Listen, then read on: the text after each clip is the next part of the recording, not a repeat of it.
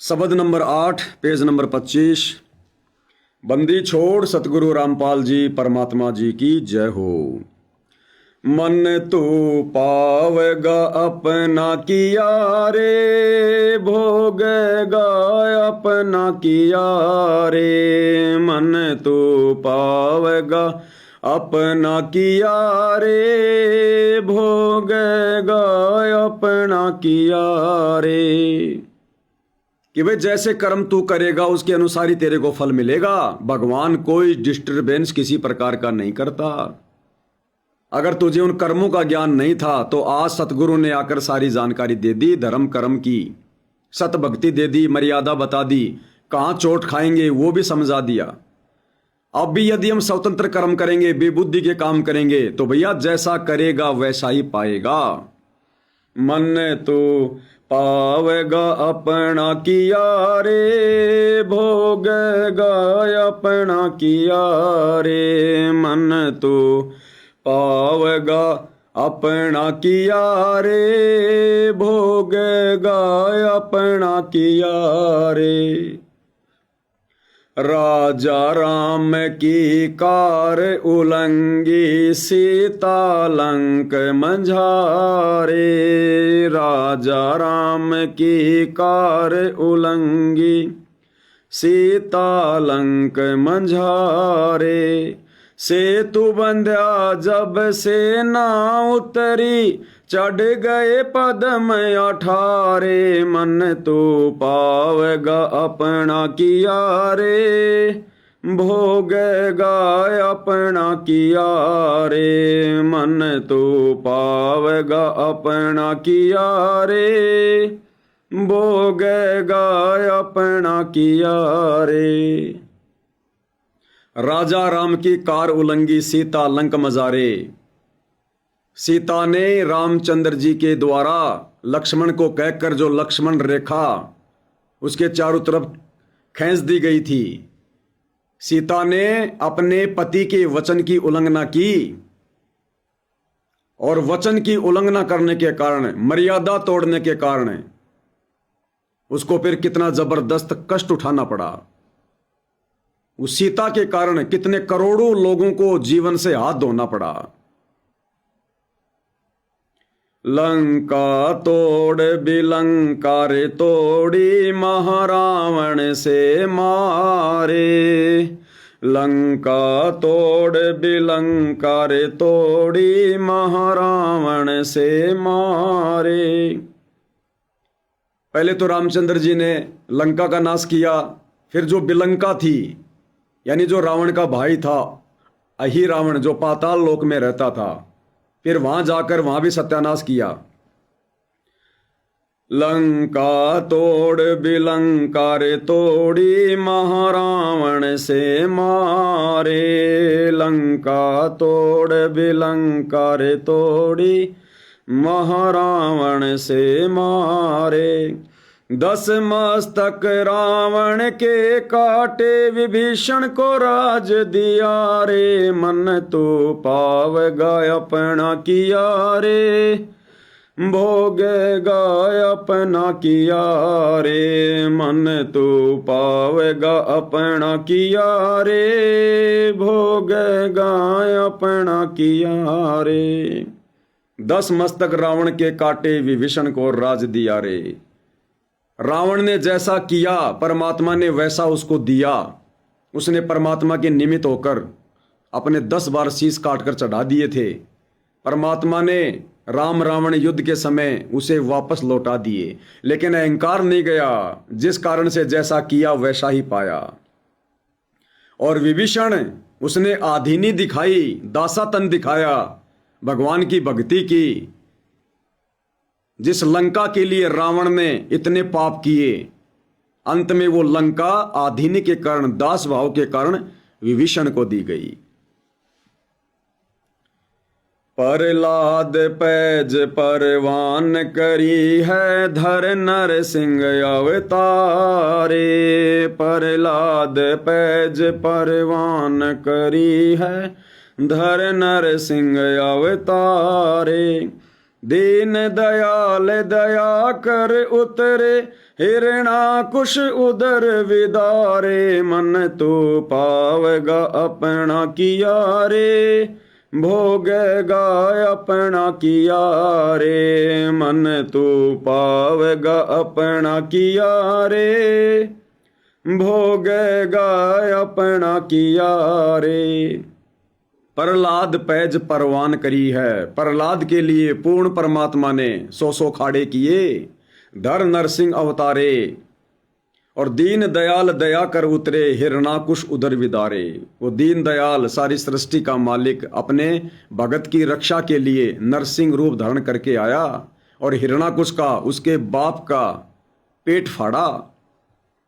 यानी जिसने जैसा किया सृष्टि में उसने वैसा ही पाया है, जैसा बीज बोया उसने वैसा ही पेड़ प्राप्त किया, वैसा ही उसने फल प्राप्त किए।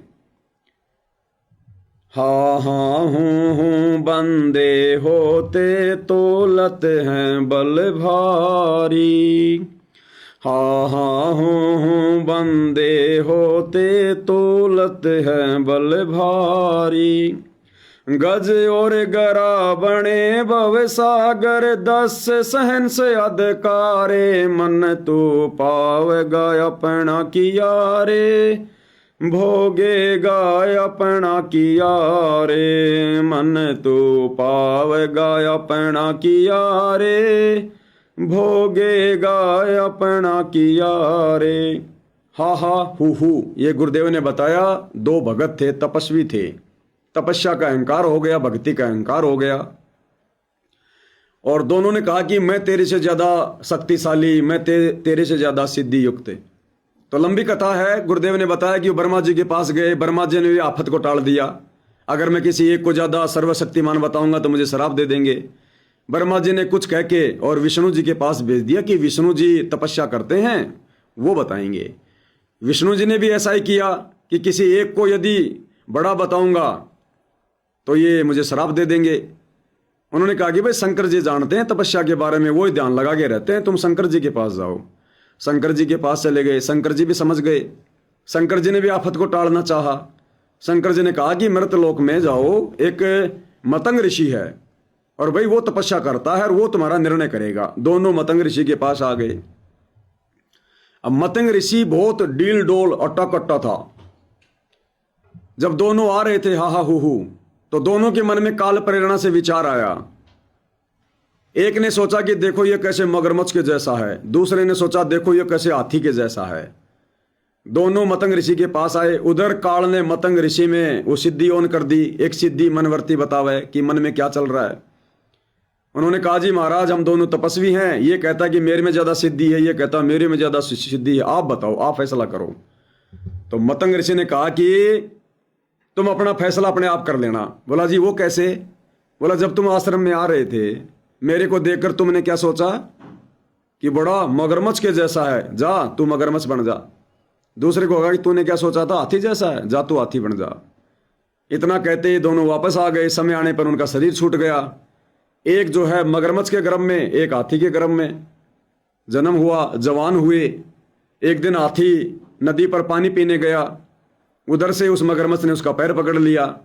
वो पानी के में खींच रहा, हाथी बाहर निकलने का प्रयास कर रहा। उनको इस प्रकार से लड़ाई करते करते परमात्मा कहते हैं 10,000 वर्ष बीत गए। अभिमान, ना मगरमच्छ हार मानने को तैयार, ना हाथी हार मानने को तैयार। अब मगरमच्छ तो पानी में रहता था, मछली उछली खा के, छोटे मोटे जानवर खा के अपना काम चला लिया करता था। अब हाथी का आसपास का चारा खत्म हो गया। उसके जो साथी हाथी थे वो भी सूखा पड़ता देखकर कहीं दूर चले गए। हाथी को भरपेट भोजन मिला नहीं, कमजोर पड़ गया। और एक दिन मगरमच्छ ने उसको जल में खींच लिया। यानी सुबह वो आपस में एक दूसरे का सिस्टम करते थे अभिमान वश, क्योंकि वो तपस्वी थे। पूर्व जन्म में भी उनका अभिमान था, उस योनि में भी वही रहा अभिमान। सुबह जाता हाथी खाना वाना खा के और जाकर जबरदस्ती अपना पैर उसको पकड़ा दिया करता, मगरमच्छ अपने मुंह में ले लिया करता। दोनों खैचमतान किया करते। संध्या होते ही मगरमच्छ उसको छोड़ दिया करता था। फिर दूसरे दिन वही प्रोसीजर। 10,000 वर्ष बीते। अंत में जब हाथी दुर्लभ हो गया तो मगरमच्छ ने पानी में खींच लिया। हाथी पूरा डूब गया, अपनी सूंड को ऊपर कर दी, सूंड भी जब इतनी सी बची गेहूं के दाने जितनी, उस समय हाथी ने सोचा कि बेटा अब तू मर गया, अब तो कोई चारा नहीं है। पहले तो अभिमान में था, और जब वो मौत सामने खड़ी दिखाई दी कि अब तू नहीं बचेगा, तब उसने वो तड़प के साथ में, वो कशक के साथ में यानी राम कहना चाहा अपनी अंतरात्मा से। उसी समय कबीर परमात्मा जी विष्णु रूप में आ गए।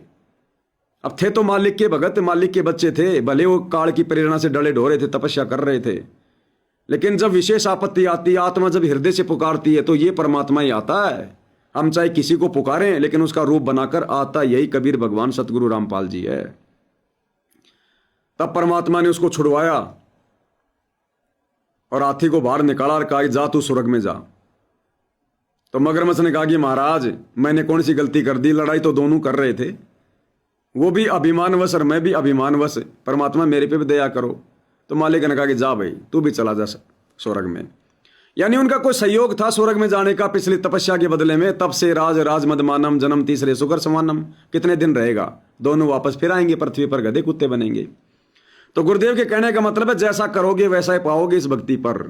और आप और हमें कहना चाह रहे हैं कि बच्चों तुम्हारा सौभाग्य, तुम्हें इन काल के इन कलाओं से बाहर निकलने का मौका मिल गया, सतगुरु ने तुम्हें बचा लिया, वरना तुम भी इसी प्रकार से अभिमान में चूर होके अपनी दुर्गति करवा रहे होते, कहीं मान बढ़ाई में, धन संपत्ति में, किसी भी प्रकार से। तो तुम्हारा वो फाइनल समय आ गया, पूरी प्रोसीजर तुम्हारी पार हो चुकी है। ये हाहा हूहू के जन्म, मगरमच्छ के हाथी के जन्म आप और हमने भी ना जाने कितने भोग लिए। तो अब वो समय आ गया हमारा हर प्रकार के काल के जाल से बाहर निकलने का। श्वास घट्या बलहीन भया जद खैंच लिया मझधारे, श्वास घट्या बलहीन भया जद खैंच लिया मझधारे, अर्ध नाम रसना से टेरा सुमरत है रंकारे, मन तो पावेगा अपना किया रे, भोगेगा अपना किया रे, मन तू पावेगा अपना किया रे, भोगेगा अपना किया रे। श्वास घटा बलहीन भया जद, बिल्कुल टूट टूट के श्वास आने लग गए हाथी के, इतनी सी सूंड बची थी। और बलहीन, भोजन ना मिलने से बलहीन हो गया। और खींच लिया मजदारे, मगरमच्छ ने खींच लिया। अर्ध नाम रसना से टेरा, राम का नाम भी पूरा नहीं ले पाया था अंतरात्मा से, इतने में परमात्मा ने दया कर दी। आप और हमें गुरुदेव शिक्षा दे रहे हैं कि ये जो नाम तुम्हें मिले, जो मंत्र तुम्हें मिले, इनको विशेष लगन और कशक के साथ में जपना है, तब ये मोक्ष में काम करेंगे, तब परमात्मा के पास में नोटिफिकेशन जाएगा। उस तड़प के साथ जब इन मंत्रों का जाप करेंगे। अर्ध नाम रसना से टेरा, अर्ध नाम यानी आधा नाम ही राम का, रसना यानी जीव से, टेरे यानी रट लगाई, बोला, सुमरत है ररंकारे, ररंकार यानी विशेष धुन के साथ में, वो कशक के साथ में। मन तू पावेगा अपना किया रे, भोगेगा अपना किया रे। नारद मुनि तिरकाले रे योगी, जिन मन गर्भ किया रे, नारद मुनि तिरकाले रे योगी, जिन मन गर्भ किया रे, पल में पूत बह तर जाए, वो रोवत केस उपाड़े, मन तू पावेगा अपना किया रे, भोगेगा अपना किया रे, मन तू पावेगा अपना किया रे, भोगेगा अपना किया रे। नारद मुनि से तिरकाले रे योगी, जिन मन गर्भ किया रे। नारद मुनि ने भी अहंकार किया अपनी भक्ति का। एक बार कामदेव पर विजय प्राप्त करने के लिए नारद जी ने तप कर लिया, और गुरुदेव ने बताया जब वो तप करके आया तो उसको ऐसा लगा कि जैसे मैंने काम के ऊपर, विषय वासनाओं पर विजय प्राप्त कर ली, अब मुझे कोई नहीं भरमा सकता, कोई नहीं मुझे भटका सकता। अपने पिता ब्रह्मा के पास गया, ये बात बताई कि ऐसे ऐसे मैंने कामदेव पर विजय प्राप्त कर ली। तो ब्रह्मा जी ने कहा कि बेटा इन बातों का जिक्र किसी और के सामने ना किया कर, अच्छी बात है, अगर तूने काम पर विजय प्राप्त कर ली तो भक्ति में ध्यान लगा, भक्ति में मन लगा, अब घूमने फिरने भटकने की क्या जरूरत है। लेकिन काल प्रेरणा, चला गया अपने चाचा के पास, विष्णु जी के पास। विष्णु जी से भी यही बात कही कि मैंने कामदेव पे विजय प्राप्त कर ली। अब उधर से काल ने विष्णु में प्रेरणा कर दी, अगर ये सारे के सारे इसी प्रकार से कामदेव पर विजय प्राप्त करने लगे तो मेरा भोजन कौन तैयार करेगा। तो विष्णु में प्रेरणा कर दी। एक दिन विष्णु जी ने कहा कि चल भाई नारद, थोड़ा मैं कहीं जा रहा हूं घूमने के लिए ऐसे ऐसे। तो नारद ने कहा कि भगवान आपका दास भी आपके साथ चलना चाहता है। बोले भाई चल। चले गए। रास्ते में अब ये खेल सारे भाई और बहनों परमात्मा खेलता है। कबीर भगवान सतगुरु रामपाल जी खेलते हैं। केवल झूठी फोकट में महिमा ब्रह्मा विष्णु महेश को दी जाती है, ध्यान रखना। तो वहां चले गए। तो रास्ते में परमात्मा ने विष्णु रूप में कहा कि भाई भगत प्यास लग गई, मैं पानी पी के आता हूं, तू बैठ। तो नारद जी ने कहा कि भगवान आपका दास आपके साथ है, मेरे रहते सहते आप थोड़े जाओगे पानी पीने, मैं अभी लाया महाराज। बोला जल्दी लाना। लेके कमंडल चला गया लोटा। पास में दरिया थी, नदी थी। अब नारद जी ने सोचा कि पहले थोड़ा स्नान कर लेता हूं, उसके बाद लोटा भर के ले चलूंगा। तो नारद जी ने नदी में छलांग लगाई। छलांग लगाते ही परमात्मा ने ऐसी लीला कर दी, बाहर निकला तो सुंदर लड़की, उधर से उस नगरी का राजा आ रहा था। अब उस औरत को देखकर, सुंदर युवा लड़की को देखकर राजा ने सोचा भाई ये कहां से आ गई, अगर इसको ऐसे छोड़ूंगा तो कोई नालायक इसके साथ में बदतमीजी करेगा। राजा ने उससे पूछा तो कौन है, कहां से है। तो वो अपने शुद्ध बुद्ध खो चुका था। उसने कहा जी मुझे नहीं पता मैं कौन हूं, कहां से आई हूं। तो राजा ने सोचा कि इसको अपने साथ ले चल। उसने उसको अपनी पटरानी बना लिया क्योंकि बहुत ज्यादा सुंदर। अब काफी वर्ष बीत गए, बुढ़िया बूढ़ी हो गई, 70 80 90 साल की, बढ़िया ठाट कर है, बेटा बेटी पोता पोती 72 संतान उसने उत्पन्न की नारद ने रानी बनकर। उसके बाद उस नगरी पर किसी दूसरे राजा ने आक्रमण कर दिया, उसका राजा भी मार दिया, उसकी 72 संतान भी मार दी, उसका राज्य भी छीन लिया। अब वो नारद से वो रानी बनी वो बुढ़िया इतनी पागल हो गई, केस उफाड़ने लग गई अपने और आत्महत्या करूंगी, और उसी दरिया पर उसी जगह जाकर नदी में कूदने लगी, छलांग मार दी आत्महत्या के लिए। छलांग मारते ही जैसे बाहर निकला वो नारद बन गया। अब नारद तो हक्का बक्का रह गए, वो तेरी की ये क्या हो गया। यानी परमात्मा की लीला ऐसी होती है भाई और बहनों। नारद ने नदी में छलांग मारी नहाने के लिए, और जैसे ही बाहर निकला इतने समय में, कितना समय होगा, 2 सेकंड का, इस 2 सेकंड के समय में परमात्मा ने उसको क्या दिखा दिया, एक जीवन पूरा जी के दिखा दिया। 90 साल का, 72 संतान भी पैदा हो गई 2 सेकंड में। जैसे हजरत मोहम्मद को जबरील जब ऊपर ले गया था, 7 आसमानों की सैर कराई, हजरत मूसा से मिलाया, ईसा से मिलाया, नरक दिखाया, स्वर्ग दिखाया, अपने पूर्वजों से मिलाया, वो सब कुछ कितने समय में हुआ, जितने समय में यदि पैर से गिलास को ठोकर लग जाए और गिलास नीचे गिर जाए और तुरंत उसको उठा के खड़ा कर दिया जाए, इतनी देर में, 2 सेकंड में।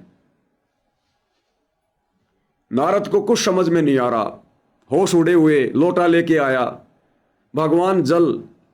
भगवान ने कहा नारद बहुत देर कर दी, कहां चला गया था, मैं तो प्यासा मर गया। नारद की तो सिट्टी पिट्टी गुम हो रही। भगवान ने कहा तू तो कह रहा था कि मैंने कामदेव पर विजय प्राप्त कर ली, अब मुझे कामदेव सता ही नहीं सकता। अरे यो क्या करके आ गया तू तो 72 साल तक विषय वासनाओं के जाल में फंस के आया है, 72 संतान पैदा करके आया है। नारद ने कान पकड़ लिए उसी समय कि हे भगवान, अपने दास के ऊपर इतना बड़ा जुल्म। बाद में जब परमात्मा ने समझाया तो नारद ने कहा कि भगवान आपने बहुत बड़ी दया करी, अगर आप मुझे झटका ना देते परमात्मा, मैं तो काल के जाल में चला जाता। आपने बहुत बड़ी दया की अपने दास के ऊपर। तो परमात्मा हमें समझाना चाहते हैं कि अगर परमात्मा के आशीर्वाद से अगर विषय विकारों पर कंट्रोल भी हो रहा है तो अभिमान मत करना, इन चीजों का अहंकार मत करना, अपनी भक्ति कर, परमात्मा का 100 शुक्रिया अदा कर कि भगवान इस विषय वासनाओं के जंगल में आपने अपने दास को कैसे बचाया। तो मन तो पावेगा अपना किया रे, भोगेगा अपना किया रे। कृष्ण गुरु दुर्वा सारे होते 56 कोटि सिंहारे। कृष्ण गुरु दुर्वा सारे होते 56 कोटि सिंहारे। अम्बरीश के चले अपूठे वो दुर्वासा से हारे, मन तो पावेगा अपना किया रे, भोगेगा अपना किया रे। मन तो पावेगा अपना किया रे, भोगेगा अपना किया रे। फिर यहां पर भक्ति का अभिमान नहीं करना चाहिए, वो शिक्षा परमात्मा दे रहे हैं। दुर्वासा ऋषि श्री कृष्ण जी के त्रिलोकनाथ विष्णु के गुरु थे दुर्वासा जी, और इतनी सिद्धि युक्त थे, अपने वचन से 56 करोड़ यादवों का भी संहार कर दिया। लोग उनसे डरा करते थे, उनके नाम की तूती चला करती थी। बड़े बड़े राजा महाराजा सिर झुका लिया करते थे कि कोई शराप ना दे दे। गुरुदेव ने कहा कि ये राजा महाराजा इन साधु संतों का आदर सत्कार कोई विशेष कोई शौक में नहीं करते थे, मजबूरी में करते थे कि ये नाराज हो गए तो कोई ऐसा शराप दे देंगे मैं राज्य विहीन ना हो जाऊं, मेरा राज्य ना चला जाए। डरते हुए सम्मान करते थे, शौक में नहीं करते थे। वो दुर्वासा श्री कृष्ण का गुरु अम्बरीश के आगे फेल हो गया, क्योंकि उसने भक्ति का अभिमान किया। अम्बरीश अपना एकादशी का व्रत करता था, यानी संयम करता था वो भोजन के ऊपर। दुर्वासा को यह पसंद नहीं था कि तू मेरे कहे अनुसार क्यों नहीं चल रहा, तूने मेरे साथ बैठ के भोजन नहीं किया।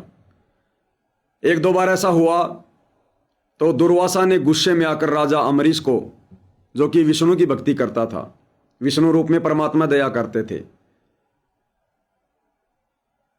तो दुर्वासा ने अपना सुदर्शन चक्र छोड़ दिया अपनी सिद्धि से अम्बरीश को मारने के लिए। तो गुरुदेव ने बताया कि वो सुदर्शन चक्र उल्टा दुर्वासा के पीछे पड़ गया। दुर्वासा ने देखा भैया इसने तो उग्र रूप धारण कर लिया और तुझे भस्म करेगा। अब अपनी जान बचाने के लिए ब्रह्मा जी के पास गया सिद्धि से, सेकंडों में पूछ जाते हैं। ब्रह्मा जी के सामने गिड़गिड़ाने लगा, सुदर्शन चक्र थोड़ा दूर खड़ा हो गया। ब्रह्मा जी ने कहा भैया मेरे बस की बात नहीं है, इसने तो बहुत ज्यादा उग्र रूप धारण कर रखा है, इसको मैं नहीं रोक सकता, विष्णु जी के पास जा। विष्णु जी के पास गया, विष्णु ने देखा भैया इसने तो उग्र रूप धारण कर रखा है, हाथ जोड़ लिए, भैया मुझे भी मरवाएगा, निकल यहां से, शंकर जी के पास जा। शंकर जी के पास गया, शंकर जी ने भी हाथ जोड़ लिए। अंत में वहां पर ये कबीर परमात्मा सतगुरु रामपाल जी अलग से परमात्मा ने रचना कर ली। हाँ सॉरी दास, थोड़ा सा गलत बोल गया, माफी चाहता हूं। जब विष्णु जी के पास गया तो वहां पर परमात्मा अलग से विष्णु लोक रचकर बैठ गए। उस विष्णु को कुछ नहीं पता, जो विष्णु काल का बेटा है उसको कुछ नहीं पता। अलग से परमात्मा विष्णु पूरी रचकर बैठ गए, देवी देवताओं की सभा लगा के। अब वहां पर दुर्वासा ऋषि आया, पैरों में पड़ गया, हे भगवान बचाओ, हे भगवान बचाओ। तो परमात्मा तो सबके सामने उसकी पोल पट्टी खुलवाना चाहते थे। बोले ऋषि जी क्या हुआ, ऐसा क्या कर दिया? अब सारे देवी देवता देख रहे हो, दुर्वासा ऋषि जिससे हम लोग भी डरा करते हैं, और यो आज हाथ जोड़ रहे है, जान की भीख मांग रहा है। उसने सारी बात बताई कि ऐसे ऐसे अम्बरीश राजा है, मैं ऐसे ऐसे उसके पास गया था, मैंने उसके साथ में ज्यादा बदतमीजी कर दी, उसको मारने के लिए मैंने सुदर्शन चक्र छोड़ दिया, ये उल्टा मेरे पीछे पड़ गया, विष्णु को नमस्कार किया, मेरे पीछे पड़ गया। तब परमात्मा ने कहा कि ऋषि जी तू मान बढ़ाई का भूखा है, तू भगत नहीं है, तू मान बढ़ाई का भूखा है। और अम्बरीश भक्ति कर रहा था, वो कोई पाखंड नहीं कर रहा था। और कोई कैसे अपनी भक्ति करे, तू कौन होता बीच में बोलने वाला? अरे जिसको जैसा समझ में आएगा वैसी भक्ति करेगा, तू जबरदस्ती भक्ति करवाने वाला कौन है? तूने बदतमीजी की, उसकी तू सजा पा रहा है। और जा, अम्बरीश ही तुझे माफ करेगा तो ये सुदर्शन चक्र तेरी जान बख्शेगा। अब दुर्वासा के विश्वास नहीं हो रहा कि जब भगवान विष्णु ही मेरी रक्षा नहीं कर पा रहा तो अम्बरीश से कैसे होगी। बोला चला जा। अब क्या ना करता, चला गया वापस। जाते ही अम्बरीश के पैरों में पड़ गया, जिसको मारना चाह रहा था। फिर भी अम्बरीश जी ने कहा कि हे ऋषि जी क्या कर रहे हो, मुझे पाप का भागी क्यों बना रहे हो, मैं तो आपका दास हूं। और अम्बरीश जी ने कहा कि ऋषि जी आपके कर्म आपको मिले, मन तू पावेगा अपना किया रे, भोगेगा अपना किया रे, आपने जैसा किया वैसा ही आपको मिला है। उसी समय राजा अम्बरीश ने सुदर्शन चक्र को पकड़ के दुर्वासा ऋषि की जेब में डाल दिया कि ये ले तेरा हथियार। अब उस समय हमारे अमरीश नहीं थे भाई और बहनों, परमात्मा थे। सारे खेल परमात्मा खेलता है, घटनाओं को जन्म परमात्मा देता है।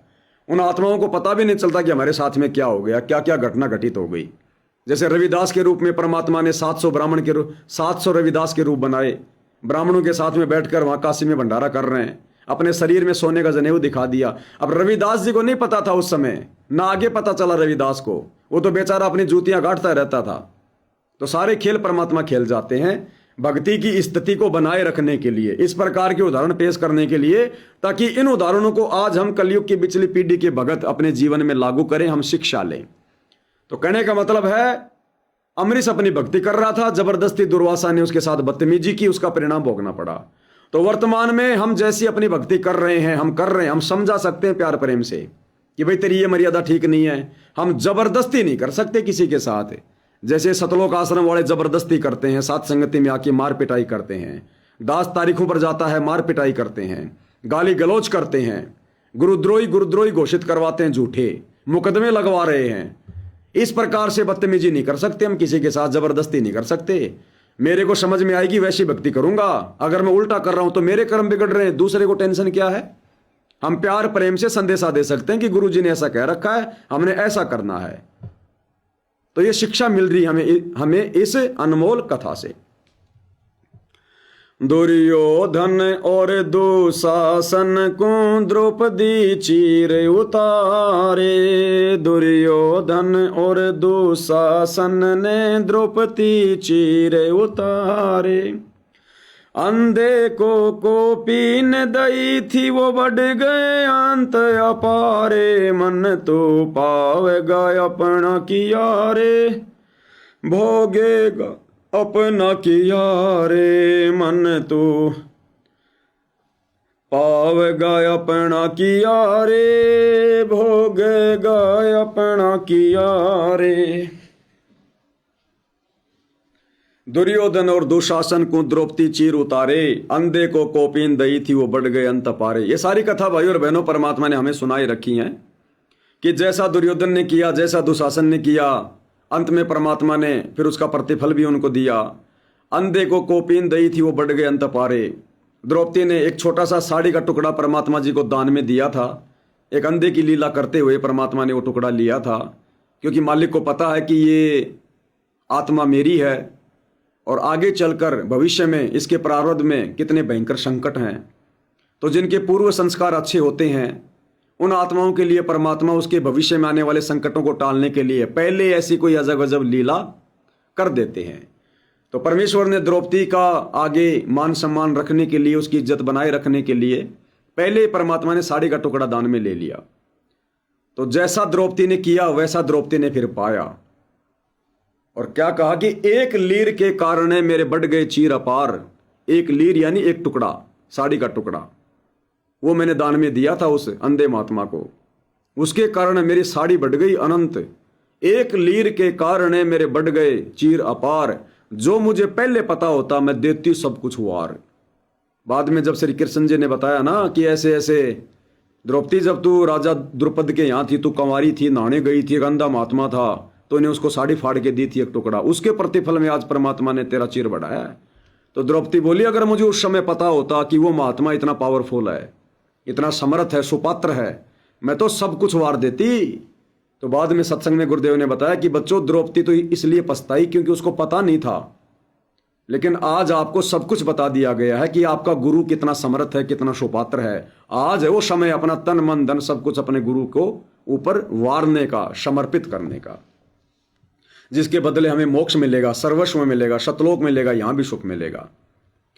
भीष्म पिता और द्रोणाचार्य ये कर्ण से बाणों मारे, भीष्म पिता और द्रोणाचार्य ये कर्ण से बाणों मारे।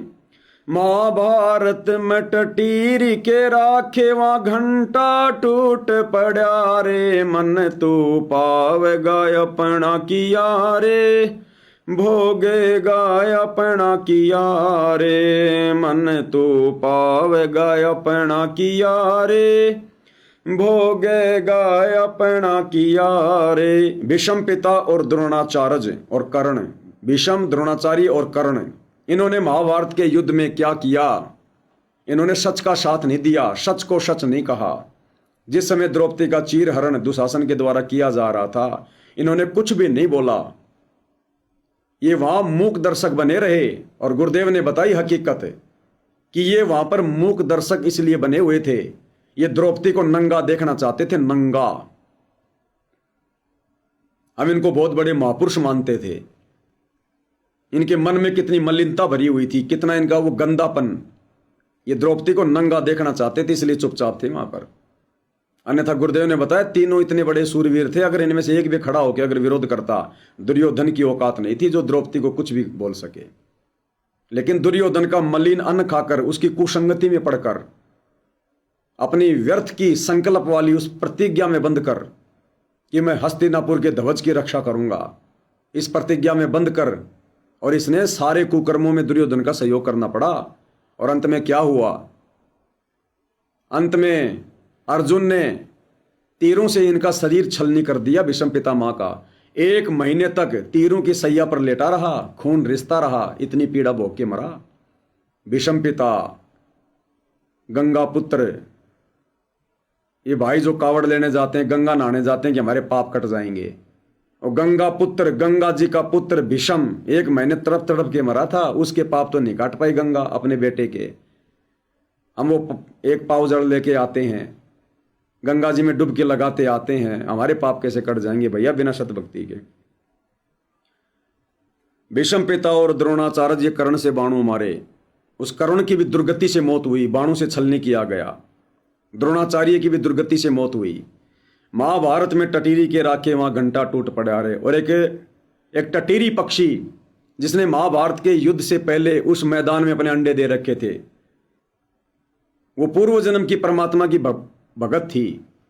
और उस समय उसने आत्मा से पुकार करी थी, क्योंकि ये आत्मा चाहे किसी भी शरीर में है, मुसीबत में परमात्मा को पुकारती है। भले उसको नहीं पता परमात्मा कौन है, लेकिन जब आत्मा दुखी होती है और यदि पूर्व जन्म का कोई भक्ति संस्कार शेष है तो परमात्मा उसकी मदद करता है। तो टटीरी ने अपने अंडों की रक्षा के लिए भगवान से मदद की, पुकार की। परमात्मा ने इंद्र के हाथी का घंटा तोड़कर, इंद्र के हाथी का घंटा, गले की घंटी 88,000 मण वजन की, और उस महाभारत के युद्ध में टटीरी के अंडों के ऊपर डाल दी परमात्मा ने। पूरा युद्ध हो गया, अग्निबाण छूटे। उस समय की अग्निबाण आज की मिसाइलें जो जलकर राख कर दें, एटम बम घास को भी नष्ट कर दें, वो अग्निबाण छूटे थे महाभारत के युद्ध में। सब जल के मर गए, आसपास का क्षेत्र राख बन गया था, लेकिन टटीरी के अंडों को आंच भी नहीं आई। तो परमात्मा ऐसे अपने भगत की मदद करता है, या तो उसकी जो वर्तमान में मर्यादा में है, या उसकी जिसके पूर्व जन्म की भक्ति संग्रहित है। तो जैसे कर्म करेंगे परमात्मा कहते हैं भाई वैसा ही पाओगे। और ज्यादा उम्मीद मत करना भगवान से कि भगवान मेरा, भाई गुरुजी मेरे मेरे मेरे फूफा जी हैं, गुरुजी मेरे मामा जी हैं, गुरुजी तो मेरा पिताजी है, गुरुजी तो मेरा पति है। ये नहीं देखता परमात्मा। ये किसी का सगा नहीं है, किसी का रिश्तेदार नहीं है, ये सारी सृष्टि का मालिक है। ये यहाँ रिश्तेदारी निभाने नहीं आता, बच्चे पैदा नहीं करने आता। ये तो एक लीला कर रहा है भगवान। ये भक्ति के प्रतिफल में रक्षा करेगा। बाकी आप कितने रिश्तेदार हो उनके, अगर कभी कोई पाप कर्म आ गया और मर्यादा में नहीं हो, बक्कल उतरेगा।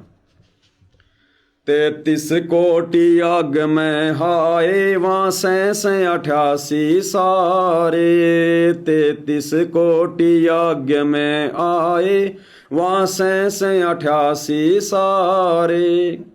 12 कोटि वेद के वक्ता वहाँ सुपच का शंख बजारे। मन तू पावेगा अपना किया रे, भोगेगा अपना किया रे। मन तू पावेगा अपना किया रे, भोगेगा अपना किया रे।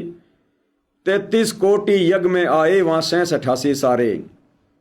जब पांडवों ने यज्ञ रची थी और सुपच रूप में परमात्मा ने जाकर उनका शंख बजाया था, वहां का जिक्र है। उस यज्ञ में 33 करोड़ देवी देवता भी भोजन भंडारा करने के लिए सूक्ष्म रूप में आए हुए थे। 9 नाथ 84 सिद्ध 88,000 वो ऋषि, 56 करोड़ यादव, 12 करोड़ ब्राह्मण, सूक्ष्म रूप में ब्रह्मा और शिव भी, और विष्णु तो खुद श्री कृष्ण जी थे ही। फिर भी उनकी यज्ञ सफल नहीं हुई, परमात्मा जी ने जाके की।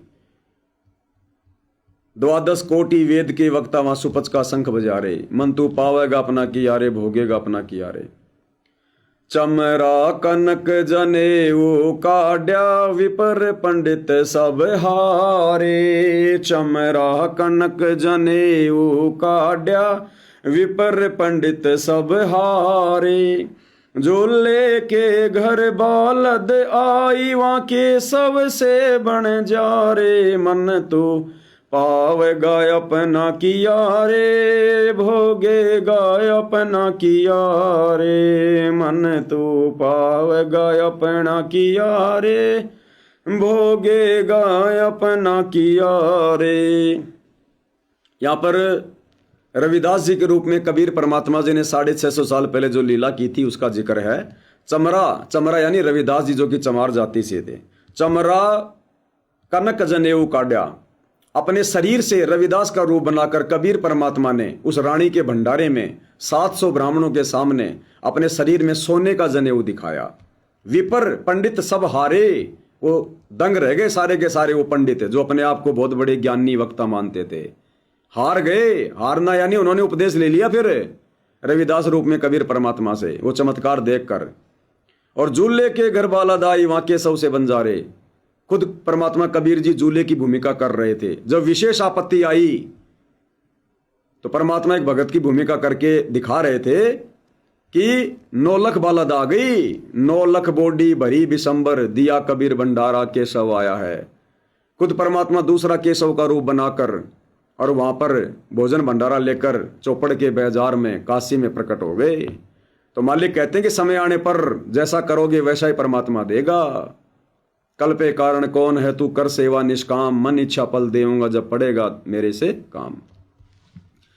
मीराबाई को मारन लागे जहर का प्याला प्यारे। मीराबाई को मारन लागे जहर का प्याला प्यारे। पीवत ही अमृत हो लाग्या, हो गया सरद हिया रे। मन तो पावेगा अपना किया रे, भोगेगा अपना किया रे। मन तो पावेगा अपना किया रे, भोगेगा अपना किया रे।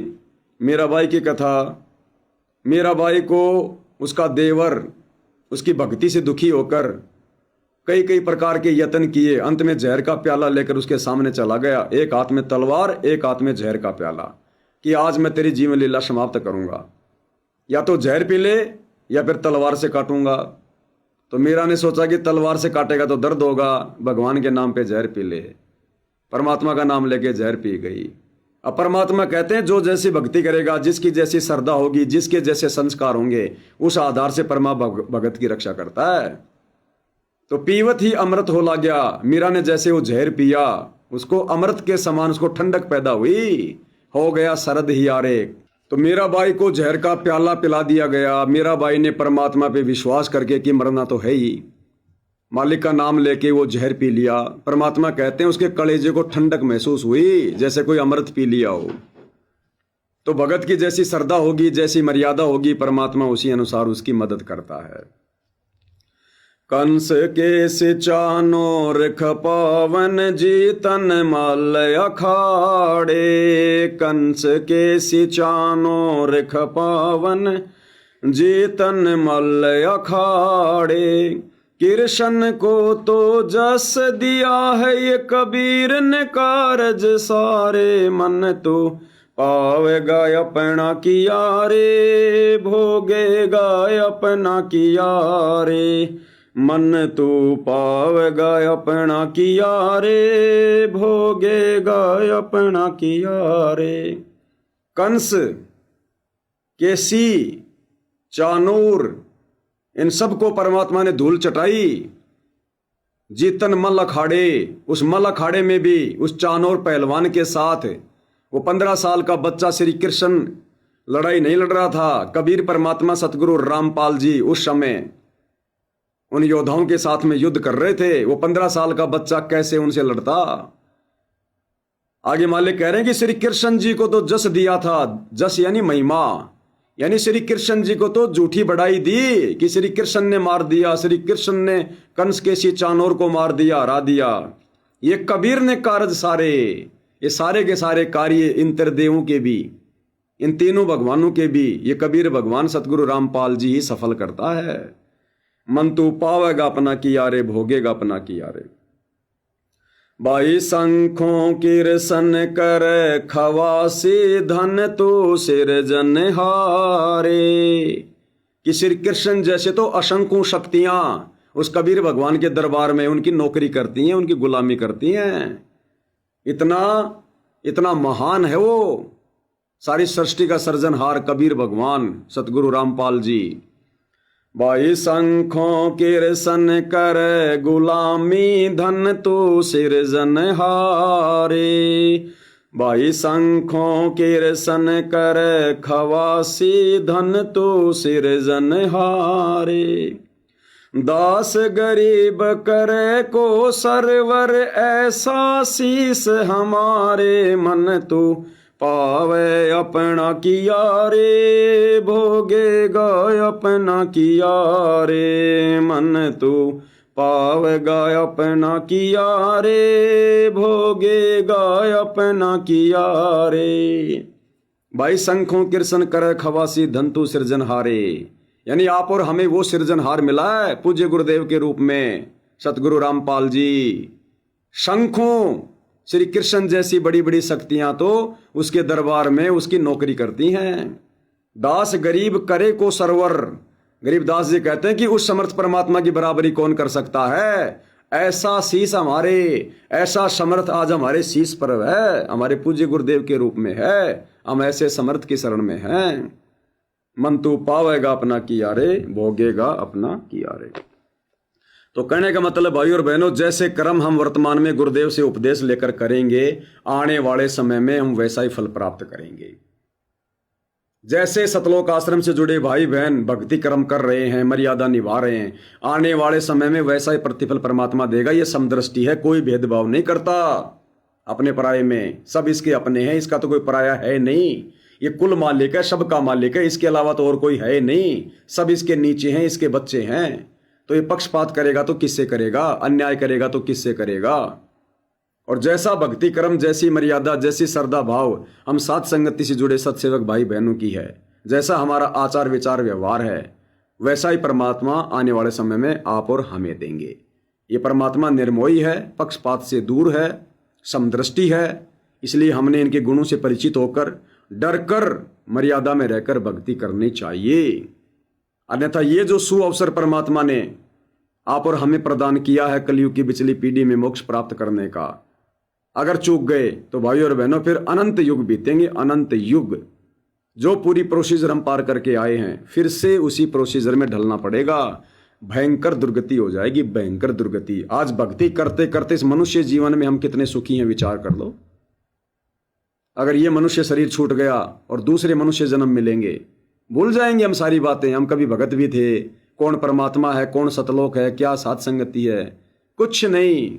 फिर वही डले ढोएंगे जो हम अनंत युगों तक ढोते आ रहे हैं। और हमारी भक्ति दिन प्रतिदिन घटती जाएगी, वैसे ही फिर हमारे को जन्म मिलते जाएंगे। अंत में इसी स्थिति में आना पड़ेगा। और क्या पता कब किस कलयुग की बिचली पीढ़ी में भगवान जन्म देगा, शरण में लेगा। और उस समय क्या पता जो बातें आज हमें समझ में आ गई, उस समय भी हमें इतना समझ में आ जाएगा, कोई गारंटी नहीं है। तो आज मौका है, आज हम भगवान की पकड़ में हैं, भगवान हमारी पकड़ में है। आज थोड़ी समझदारी दिखाने की जरूरत है, बुद्धि विवेक का इस्तेमाल करने की जरूरत है। मोक्ष हमारे दरवाजे पर खड़ा है, खुद भगवान आया हुआ लेने के लिए। और बाकी युगों में हम फिर तपस्या कर करके मर जाएंगे, घर छोड़ छोड़ के जंगल में जा के शरीर को गड़ा गड़ा के मर जाएंगे। इस भगवान की छाया के दर्शन भी नहीं कर पाएंगे। और आज भगवान खुद हमारे दरवाजे पर आया हुआ है। तो ऐसे में यदि कोई मर्यादा तोड़कर भगवान को ठोकर मारता है, तो उससे बड़ा मंद बुद्धि, उससे बड़ा महामूर्ख इंसान फिर धरती पर कोई दूसरा नहीं होगा।